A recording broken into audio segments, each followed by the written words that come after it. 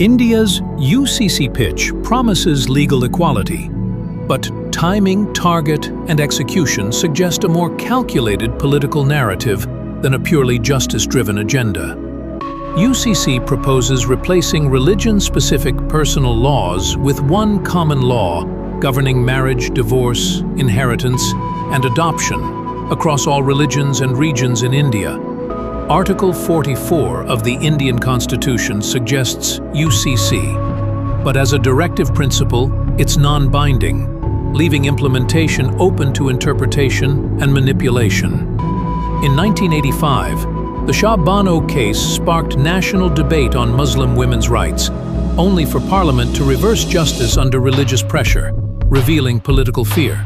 Since 1998, BJP has campaigned on UCC, branding it as equality for all, yet avoids national rollout, even when ruling with full majority. UCC often surfaces before elections, raising questions whether it's legal reform or just a vote-harvesting slogan, targeting religious sentiments and polarizing narratives. In 2024, Uttarakhand became India's first state to pass UCC, symbolic but non-binding nationwide. Other states watch carefully, with no rapid replication yet. Muslim Personal Law Board calls UCC an attack on religious identity, accusing the state of eroding rights under the guise of uniformity and equality. Northeast and tribal leaders fear UCC will erase their customary laws and culture, demanding exemptions to safeguard indigenous rights and unique legal traditions. PM Modi frames UCC as justice for Muslim women, but critics say it's selective concern, avoiding similar reforms for Hindu women's property rights or dowry. AIMIM leader Asaduddin Owaisi accuses BJP of pushing Hindu majoritarianism through UCC, disguising cultural domination under a progressive legal veil. Polls suggest over 65% of Indians, especially women, support UCC, but worry about selective implementation, rushed execution, and lack of national dialogue.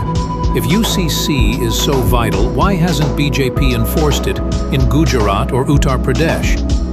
Selective rollout raises concerns of political experimentation. Even Supreme Court rulings on marriage, inheritance, often conflict with personal laws, revealing a fractured legal system in urgent need of rational standardization. With multiple overlapping personal laws, India's courts are overburdened and inconsistent.